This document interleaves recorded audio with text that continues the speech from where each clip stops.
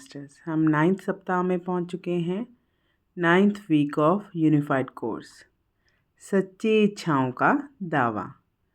अब तक आपकी 15 मिनट की शांत अवधि आपके लिए आसान और स्वाभाविक हो चुकी है। यदि आपके लिए आरामदायक हो तो अब आप दिन में 1 से अधिक बार इसका अभ्यास कर सकते हैं और प्रत्येक अवधि का समय आपको जैसा ठीक लगे उतना हो सकता है। यहाँ सावधान रहें कि ये शांत अवधियाँ बहुत शांत और आनंददायक होती हैं, इसलिए आप इनमें डूबे ना रह जाएं और अपनी अन्य गतिविधियों को भूल ना जाएं। ये शांत अवधियाँ जीवन में तैयारी के लिए हैं। अपने उच्च स्व के साथ संपर्क बनाने पर थोड़ा समय बिताएं। वहाँ उपस्थित ऊर्जा और ज्ञान प्राप्त करें और फिर उसे दैनिक गतिविधियों में उपयोग में लाएं। अब से प्रत्येक शांत अवधि की शुरुआत इन 7 सरल चरणों से होनी चाहिए।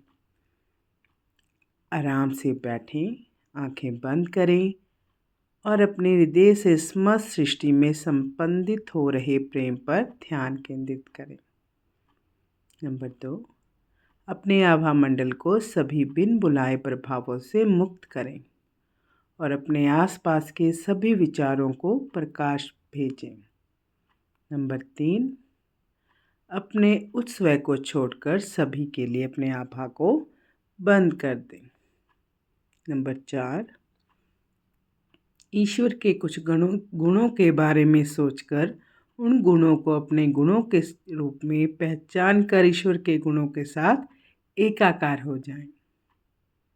नंबर 5, उस शांत अवधि का विशेष उद्देश्य बताएं, जैसे कि अपने उच्च स्व के साथ संवाद करने का अभ्यास करना, इस समय उपयुक्त ज्ञान प्राप्त करना, यह जानना कि मेरी सोच ईश्वर के विचारों के अनुरूप है या नहीं। 6, अपने उच्च स्व से संकेत प्राप्त करें और उस संकेत को पूरी अवधि के लिए अपने पास रखें। नंबर 7, अपने विचारों में अपने उच्च स्व द्वारा दिए गए संचार को दोहराएं। अब तक आप अपने अन्य दैनिक अभ्यासों के साथ काफ़ी सहज हो चुके हैं। वे अधिकाधिक नियमित, लगभग स्वचालित होते जा रहे हैं। अब तक आप अपने दैनिक अभ्यासों के साथ काफ़ी सहज हो चुके हैं। वे अत्यधिक नियमित, लगभग स्वचालित होते जा रहे हैं। दिन भर में जब भी उपयुक्त हो, आपकी दिनचर्या में ये सम्मिलित है।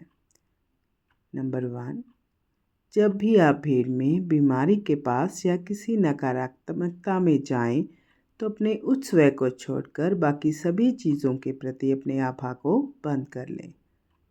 नंबर 2, जब भी आपको अपना बिन बुलाए प्रभाव का संकेत मिले, जब भी आपके मन में ऐसा करने का बहुत प्रबल विचार हो और जब भी आप लक्षण के प्रति जैसे कि चिड़चिड़ापन, थकावट, गुस्सा या मूढ़ी अनुभव करें, तो अपनी आभा को साफ करें और फिर अपने आसपास उपस्थित किसी भी विचार के लिए प्रेम और प्रकाश प्रसारित करें। नंबर 3, पूरे दिन जब आप इसके बारे में सोचें, किसी को भी और किसी भी वस्तु को अपने हृदय से प्रेम भेजें और अनुभव करें कि प्रेम वास्तव में प्रसारित हो रहा है और फिर उसे अपने पास वापस आता हुआ महसूस करें। नंबर 4, जब भी कोई द्वेषपूर्ण विचार आए या जब भी आपको लगे कि किसी ने आपको ठेस पहुंचाई है या आपको ठेस पहुंचा रहा है, तो क्षमा का विचार भेजें। शाम को सोने से पहले आपके पास करने के लिए 2 अभ्यास हैं। नंबर 1, ईश्वर के गुणों के बारे में सोचकर और उन्हें अपना मानकर ईश्वर के साथ एक हो जाएं। नंबर 2, अपने मित्रों, परिवार और अपने मन में जो भी आए उसे प्रेम और क्षमा भेजें। ये अभ्यास दिन में आपका बिल्कुल भी समय नहीं लेंगे।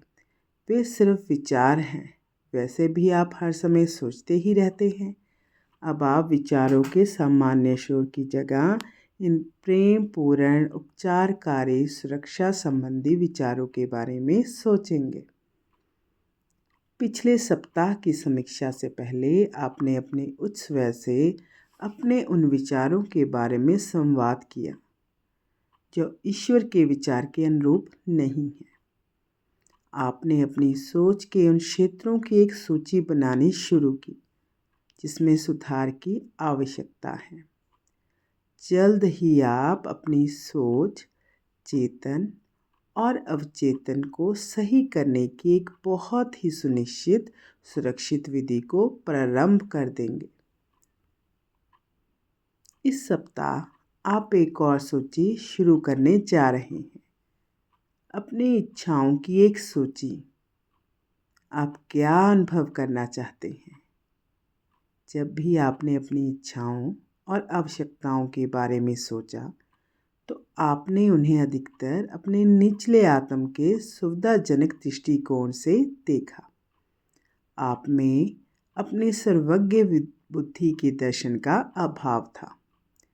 अक्सर आपकी इच्छाएं आपके माता पिता, आपके मित्रों या बस किसी और का प्रेम और सम्मान जीतने की आपकी इच्छा से तय होती हैं। आज अपना शांत समय अपने उच्च स्वर से यह संचार प्राप्त करते हुए बिताएं कि आप जीवन में क्या दावा करना चाहते हैं। जब आप ठीक से शांत अवधि में प्रवेश कर लें और अपने उच्च स्वर से संकेत प्राप्त कर लें तो कहें, कृपया मुझे मेरी वास्तविक इच्छाएं बताएं। अपनी इच्छाओं को लिखने के लिए नोटबुक और पेन अपने पास रखें। याद रखें, आप भी ईश्वर का वही विचार हैं जो अन्य सभी चीज़ें हैं। इसका अर्थ यह है कि ब्रह्मांड में सब कुछ आपके साथ एक है। आप वही हैं, आप ही हैं। तो सब कुछ आपके उपयोग और आनंद के लिए है। बस याद रखें कि हर चीज़ और हर कोई आपके आनंद के लिए है। आपको केवल प्रेम, कृतज्ञता और क्षमा के साथ अपने उपयोग के लिए इसका दावा करने की आवश्यकता है। आप किसी भी ऐसी वस्तु का दावा या उपयोग या आनंद नहीं पा सकते जिसका दावा आप विशेष रूप से अपने लिए या किसी सेल्फिश उद्देश्य के लिए करते हैं। निस्संदेह सेल्फिश का तात्पर्य निम्न स्व से है। आपका उद्देश्य सेल्फिश होना नहीं होना चाहिए। सौभाग्य से आपको इन भेदों पर अधिक मेहनत करने की आवश्यकता नहीं है। आपको बस अपनी सच्ची इच्छाओं के लिए अपने उच्च स्वर से पूछना होगा। ये इच्छाएं वास्तव में हैं। ये वे इच्छाएं हैं जो ईश्वर आपसे चाहता है, क्योंकि ये इच्छाएं ईश्वर की उस सोच के अनुरूप हैं जिसने सृष्टि बनाई है। ये वह बीज विचार हैं जो ईश्वर के गुणों से परिपूर्ण आपकी रचना को जन्म दे सकते हैं। आपकी इच्छाएं प्रेम, समृद्धि, शांति, ज्ञान, आनंद और ईश्वर के अन्य सभी गुणों से पूरी होनी है। प्रत्येक इच्छा को नोटबुक में मैं दावा करती हूँ से शुरू करते हुए लिखें। केवल वर्तमान काल में ही लिखें। वास्तव में ना तो कोई भविष्य है और ना ही कोई अतीत, केवल वर्तमान है। ईश्वर हर जगह मौजूद है, सर्वव्यापी है। वह ना तो सर्वव्यापी अतीत है और ना ही सर्वव्यापी भविष्य। जब आप अतीत के बारे में सोचते हैं तो आप बस कल्पना कर रहे होते हैं कि क्या हुआ होगा। यह आपकी सीमित धारणा और स्मृति की रचना है। यह माया का भ्रम है।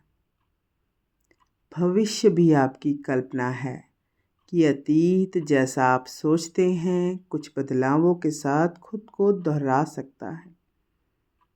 जब आप अतीत या भविष्य के सपने देखने में व्यस्त हैं तब आप वर्तमान को चूक जाते हैं, जो आपके पास एकमात्र सच्ची वास्तविकता है। आप कुछ विशिष्ट इच्छाओं का दावा कर सकते हैं यदि उनके माध्यम से आप किसी और की स्वतंत्र इच्छा में हस्तक्षेप करने का दावा नहीं कर रहे हैं। उदाहरण के लिए, यदि आप हरि या सुमन के साथ पूर्ण बिना शर्त प्रेम संबंध का दावा कर सकते हैं, लेकिन आप यह दावा नहीं कर सकते कि हरि या सुमन आपका जीवन साथी हो या आपके साथ यौन रूप से अंतरंग हो। बिना शर्त प्रेम पर आधारित रिश्ता हर किसी के सर्वोच्च हित में है। हालांकि कोई आपसे शादी करेगा या नहीं, ये उस व्यक्ति पर निर्भर है। आपकी प्रबल और इच्छा शक्तिशाली किसी की स्वतंत्र इच्छा से समझौता नहीं किया जा सकता। यथार्थवादी बने। अपना दावा ऐसे शब्दों में बताएं जिनके बारे में आप विश्वास कर सकें कि ये संभव है। मैं हर साल 10 लाख रुपए या उससे अधिक के रूप में प्रचुर संपत्ति का दावा करता हूँ। यह विश्वसनीय है। जब भी संभव हो या अधिक और या बेहतर जोड़कर सीमा को हटा दें।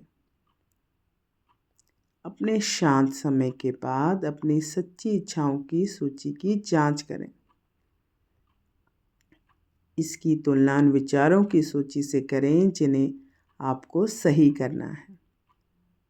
अभी दोनों सूचियों को मिलाने की चिंता ना करें। अपनी उत्सुकता को शांत करने के लिए बस इस बात पर ध्यान दें कि कैसे आपके कुछ वर्तमान विचार आपको अपनी सच्ची इच्छाओं को साकार करने से रोकते हैं। जल्द ही, बहुत जल्द आप इन सच्ची इच्छाओं की पूर्ति होते देखेंगे। धन्यवाद मास्टर। Love and light.